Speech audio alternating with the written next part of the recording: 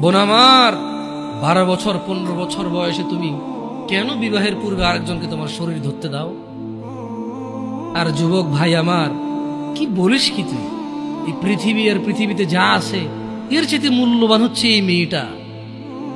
তো এরকম মূল্যবান একটা জিনিস ওর ধরে ছুঁয়ে তুই ওকে ওর মূল্য কমিয়ে দিবি? এত বড় জুলুম ওর প্রতি তোর। তুই আল্লাহকে ভয় করিস না তাই বলে এতটা কি বলিস তুই? তুই কি কারো গাড়ির গ্লাস ভাঙছিস জীবনে? না। কেন ওর লস হবে? তুই কি কোনোদিন কোনো মানুষকে ঘুষি দিছিস? না। কারণ তাহলে ও বেচারা কষ্ট পাবে। তুই কি জীবনে কারো পেটে ছুরি ঢুকাই দিছিস? না। ও মরে যাবে, তাহলে ওর ফ্যামিলি ক্ষতিগ্রস্ত, লসে পড়ে যাবে।